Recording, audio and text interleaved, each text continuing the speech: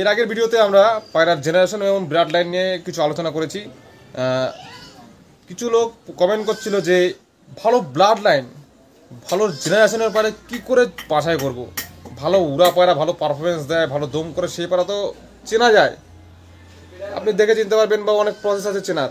কিন্তু blood line কী করে চিনব, ব্লাড লাইন কী করে চিনব, এটা হচ্ছে সব থেকে একটা মূল্যবান প্রশ্ন। তো কমেন্ট যেহেতু করেছেন তো অবশ্যই ভিডিও বানিয়ে দেবো। আর যারা নতুন আছেন আমার ভিডিও দেখছেন, পায়রা চিনতে যদি কোনো অসুবিধা হয় বা কোনো প্রশ্ন থাকে পায়রা চেনা সম্বন্ধিত, তাহলে আপনারা আমার ফোন নাম্বার দিয়ে দেবো, হোয়াটসঅ্যাপে SMS করতে পারেন, বা কোনো পায়রা যদি কনফিউশন থাকেন ফটো পাঠাবেন, আমি আপনার তরফ থেকে হেল্প করে দেওয়ার চেষ্টা করবো। আমার ফোন নাম্বার 8116597599। এর আগের ভিডিওতে আমি বলে দিয়েছিলাম যেই পায়রা ভালো উড়বে, ভালো পারফরমেন্স দেবে, ভালো কিছু দেখাবে, সেটা ভালো ব্লাড লাইনের পায়রা, তার কিন্তু কোনো মানে প্রমাণ নেই। ভালো উড়লেই ভালো কিছু দেখালেই সেটা ভালো ব্লাড লাইন, এটা কখনোই বলা যায় না। এটা কিন্তু আপনারা বুঝে গেছেন, আমি বলে দিয়েছি। কারণ যেই পায়রা নিজে ভালো উড়ছে তার বাচ্চা যদি ভালো না হয় তাহলে সেটাকে ভালো জেনারেশন বলা যাবে না। জেনারেশন হচ্ছে বা ব্লাড লাইন হচ্ছে, আমি বলে দিচ্ছি শর্টকাটে, আগের ভিডিওটা যারা দেখেনি দেখে আসতে পারেন, ডিটেলসে আরও বুঝিয়ে দিয়েছি। তো চলো সংক্ষেপে আরেকটু বলে দিচ্ছি আমি। ব্লাড লাইন হচ্ছে এমন জিনিস, সেটা হচ্ছে ধরুন এই দুটো আপনার কাছে ভালো ব্লাড লাইনের পায়রা আছে, ওর যে বাচ্চা করবেন তো তার বাচ্চাও ভালো হবে, তার বাচ্চাও ভালো হবে, পরপর সিঁড়ির মতো যাবে। মেন ধারির থেকে আপনি যে জিনিস বের করতে পারবেন তার বাচ্চার থেকেও সেই জিনিস বের করতে পারবেন, এটাকে বলা হয় ব্লাড লাইন। এবং তার বাচ্চার থেকেও সেই জিনিস বের করতে পারেন ব্লাড লাইন, মানে মেন ধারির থেকে আপনি যে জিনিসটা বের করতে পারবেন তার বাচ্চা যে থাকবে তার থেকে আপনি সেই জিনিস বের করতে পারবেন। এটাই হচ্ছে ব্লাড লাইনের ক্ষমতা, এটাই হচ্ছে ব্লাড লাইনের ক্ষমতা। বা আপনার এই ব্লাড লাইন বা এই জেনারেশন, এখান থেকে একটা পায়রা নিয়ে আপনি অন্য যে কোনো ব্যবসায় জোড়া দেবেন তো আপনার এই জাতের বৈশিষ্ট্য তার মধ্যে পেয়ে যাবেন, দেখবেন সেই বাচ্চাও ভালো হয়ে যাবে। এটাই হচ্ছে ব্লাড লাইন। যে পায়রা নিজে ভালো সারাদিন উঠছে সেটাকে ভালো ব্লাড লাইন বলা যাবে না, এটা মাথায় রেখে দিন। ভালো করে আমি বুঝিয়ে দিলাম কিন্তু এক লাইনে। মেনধারিও ভালো, তার বাচ্চাও ভালো, তার বাচ্চাও ভালো হয়, এগুলো হচ্ছে ব্লাড লাইন। মেনধারির থেকে যে জিনিস আপনি বের করতে পারছেন তার বাচ্চার থেকে বাচ্চা করবেন সেই রকম জিনিস বের করতে পারবেন আপনি। মানে আপনার বাড়িতে যদি মেনধারি মরেও যায় বা নষ্ট হয়ে যায়, কিন্তু তার যে বাচ্চা সেটা দিয়ে আপনি একই জিনিস বের করতে পারবেন। এটাই হচ্ছে ব্লাড লাইনের ক্ষমতা, এটা হচ্ছে ব্লাড লাইন। তো এই জিনিস চেনার কিছু প্রসেস আছে, কিছু সিক্রেট এবং কিছু মানে সূক্ষ্ম চিন্তা ভাবনা আছে, আমি আজকে বলে দিচ্ছি। সবার কাজে লাগবে, নতুন পুরনো সবাই দেখতে পাবেন আজকে ভিডিওটা, এবং সবারই কাজে লাগবে। কি করতে হবে দেখুন, ব্লাড লাইন চেনার জন্য কিন্তু পায়রার যে বডি শেপ, হাবভাব এবং ডানার মধ্যে কিছু প্রসেস আছে, সেটা আমরা পরবর্তী ভিডিওতে বলে দেবো, আপনারা যদি কমেন্ট করেন। আজকে আমি একদম বেসিক এবং অ্যাডভান্স কিছু ধারণা দিয়ে দিচ্ছি যাতে ব্লাড লাইন আপনারা করতে পারেন। কি করতে হবে সেটা হচ্ছে, আপনার বাড়িতে আপনি আপনার পছন্দ মতো জোড়া বসাবেন, 10 জোড়া 20 জোড়া যা বসাবেন বসান। তার মধ্যে বাচ্চা করবেন। বাচ্চা করলে দেখবেন যে মা বাবার মতো সেম টু সেম কোন বাচ্চাগুলো হচ্ছে। বেশিরভাগ সময় কি কালার কিন্তু সেম সেম আসে, কিন্তু কালার যখন সেম আসবে তখনই আপনি ব্লাড লাইন সেটাকে বলবেন না। যখনই বাচ্চা করার পরে ধাড়ি পাড়ার যেরকম দেখতে শুনতে বা বৈশিষ্ট্য যা বাচ্চা মনে যদি সেরকম বৈশিষ্ট্য দেখেন তাহলে তো বুঝবেন যে না, এর ব্লাডটা পিউরিটির দিকে আছে। যে জাতির হোক না কেন, আপনি ধরুন 10 জোড়া পায়রা বসালেন তো তার মধ্যে সেম সেম দেখতে বা সেম সেম ধরনের বাচ্চা যদি বেরায় তাহলে সেখানে আগে ফোকাস করবেন। বাচ্চা যদি অন্য কালার বা অন্যরকম দেখতে হয়ে যায়, ক্রস করলে হচ্ছে অন্যরকম কালার আসে, অন্যরকম দেখতে হয়, অন্যরকম বৈশিষ্ট্য হয়।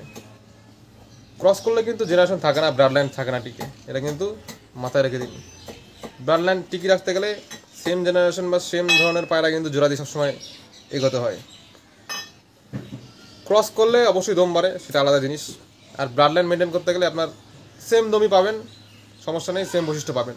এবার কী করতে হবে, আপনার 10 জোড়ার মধ্যে দেখবেন যে কোন পায়রার বাচ্চাগুলো সেম সেম আসছে ধাড়ির মতো দেখতে, সেগুলোকে মার্ক করবেন। সেগুলো যখন বড় হয়ে যাবে সেই পায়রাকে জোড়া দিয়ে তখন আবার বাচ্চা করবেন। যদি দেখেন যে আবার সেম বাচ্চা হয়ে যাচ্ছে, ব্যাস বুঝে নেবেন সেটা একটা ব্লাড লাইন হয়ে গেল। এটা হচ্ছে ব্লাড লাইন চেনার সব থেকে একটা ইউনিক পয়েন্ট, সহজ পয়েন্ট।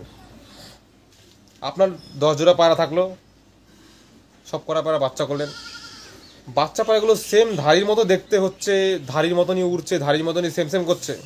যদি সেম সেম পেয়ে যান, সেম সেম ডিটো, তাহলে সেখানে প্রথমে ফোকাস করবেন। এক ধাপ তো পাস করলো, এক ধাপ পাস করলে হবে না যে বাবা আমার মতো সেম সেম দেখলে এক জোড়া বাচ্চা হয়ে গেল, ওইখানেই ব্লাড লাইন বলা যাবে না। যেগুলো বেরালো যে বাচ্চাটা, তাদের যখন আবার বাচ্চা করবেন তখন যদি সেম সেম আবার বেরায়, সেম সেম বৈশিষ্ট্য পেয়ে যান, তাহলে সেটা ব্লাড লাইনের সূত্রপাত বুঝে নেবেন। একদম ক্লিয়ার।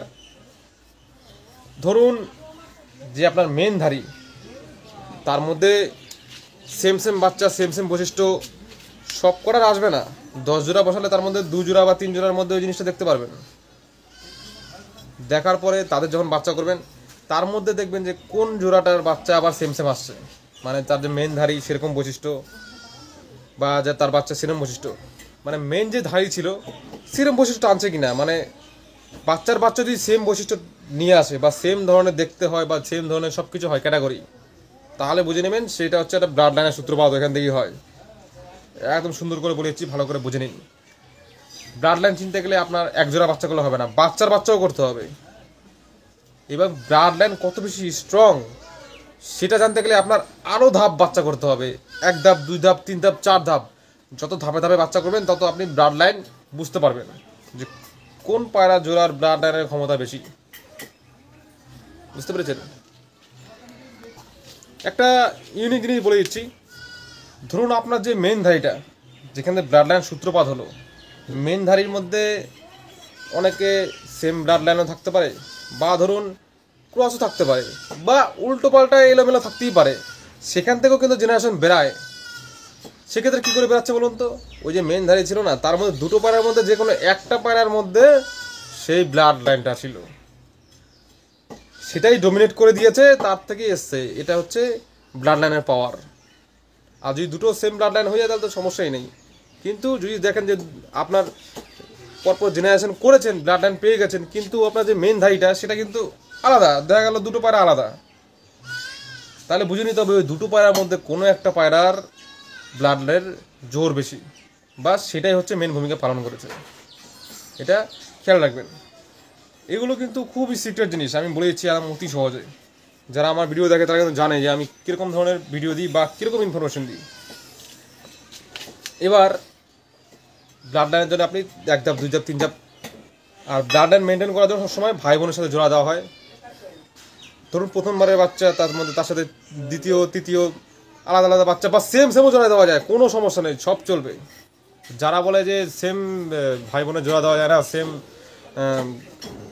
ধারী জোড়া দেওয়া যায় না, তো দেখুন যার যেরকম হিসাব সে সেরকম হিসাব চলবে। আমি যখন ভিডিও বানাচ্ছি আমি আমার হিসাবে বলে দিচ্ছি, আমার কাছে যেটা বেস্ট মনে হয় বা আমি যেটা বেস্ট দেখেছি, আমার মনে হয় এটাকে আমি বেস্ট বলি না, যেটা আমি দেখি বা যেটা আমি একদম শিওর পাই সেটাকে আমি বেস্ট বলি।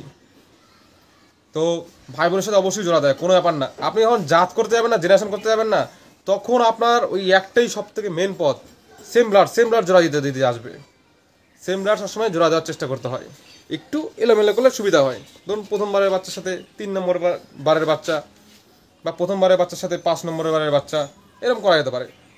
একই সাইডে যখন দুটো বাচ্চা বেরোলো তখন সেটা দিলেও চলে, না দিলেও চলে, কোনো ব্যাপার না। তবে একটু মেনটেন করলে ভালো হয়, যে প্রথমবারের সাথে সেকেন্ডবার তৃতীয়বার ভালো হয়, সেম দিলেও ভালো হয়, সব চলবে, কোনো সমস্যা নেই, সব চালান, সব চলবে। যে বলে চলবে না, ওই অত জটিলতা যাবেন না, অত জটিল না। পায়রা ইজি আছে। এগুলো হচ্ছে ব্লাড লাইনের চেনার একটা বিশাল টিপস বলে দিলাম। আপনারা তো এতদিন ধরে খোঁজ করছিলেন যে ব্লাড লাইন কী করে চেনা যেতে পারে। এই হচ্ছে ব্লাড লাইন। মানুষ তো জোড়া বেঁধে কী করে, একবার বাচ্চা করে, তারপর আর তার বাচ্চা আর করে না। তো ব্লাড লাইন দেখতে গেলে আপনার কিন্তু 2 জোড়া 3 জোড়া বাচ্চা করতে হবে, ধাপে ধাপে বাচ্চা করতে হবে, মানে বাচ্চাও করতে হবে, তার বাচ্চাও করতে হবে। এটা হচ্ছে ব্লাড লাইন চেনার মেন বৈশিষ্ট্য। আর যখন মেন ধারী বসাচ্ছেন, সেখান থেকে জেনারেশন আসবে কিনা বা ব্লাড লাইনের সূত্রপাত হবে কিনা, তার কিছু পরিমাপ আছে। সেগুলো ডানা পায়রার মধ্যে অনেক শেপ আছে, বিভিন্ন সাইন আছে, সেগুলো দেখে বাছাই করার কিছু টেকনিক আছে। আপনারা যদি কমেন্ট করেন আমি সেই ভিডিও বানিয়ে দেবো অবশ্যই, সেটাও খুব দুর্দান্ত ভিডিও হবে। তো যাই হোক, আজকের ভিডিওটা এই পর্যন্তই। একদম ইনফরমেশন দারুণ দিয়ে দিলাম। কেমন লাগলো অবশ্যই জানাবেন, আর আপনাদের অবশ্যই উপকার হবে। তো চলুন, পরবর্তী ভিডিওতে আবার দেখা হবে।